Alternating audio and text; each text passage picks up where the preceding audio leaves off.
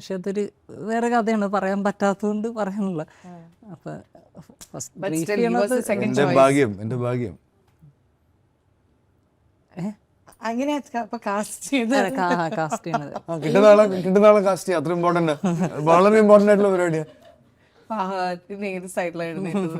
ഞാനിന്ന് അതന്നെ അല്ല, കാസ്റ്റിംഗ് അങ്ങനെയല്ലേ നമുക്ക് എപ്പോഴും കാസ്റ്റിംഗ് അങ്ങനെയാണ്, നമുക്ക് കിട്ടുന്ന ആളെ വെച്ച് സിനിമ അവൈലബിലിറ്റി ഉണ്ട്. അങ്ങനെയൊക്കെ ചെയ്യാൻ പറ്റുമോ? അതൊന്ന് ഒരു ക്യാരക്ടറായിട്ട് ഫിറ്റ് ആവണ്ടേ? കുറച്ചൊക്കെ പൊട്ടൻഷ്യൽ ഉണ്ടായിരിക്കണം. പൊട്ടൻഷ്യൽ ഉണ്ട് അല്ലേ?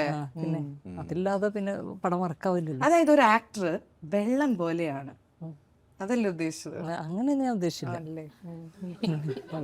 അതായത് നമ്മൾ ഏത് ഗ്ലാസ്സിൽ ഒഴിക്കുന്നോ അതിന്റെ ഷേപ്പ് ആക്കോ, അങ്ങനെയല്ല. അങ്ങനെയൊന്നുമില്ല. ഒരു ആക്ടർ കളിമണ്ണ് പോലെയാണ്. അത് അതെ ഇറങ്ങി ഓടുന്ന ആൾക്കാര്. അതായത് അത് വേണമെങ്കിൽ പറയാം, മോൾഡ് ചെയ്ത് നമ്മൾ എടുക്കണം ആ മോൾഡറാണ് നിങ്ങൾ എന്നും പറയാം. അപ്പം ഫഹദിനെ മോൾഡ് ചെയ്യാൻ എത്ര ഈസിയാണ്?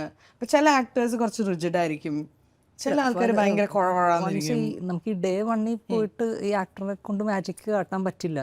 അതിനു മുമ്പ് ഒരു ചെറിയ റിലേഷൻഷിപ്പ്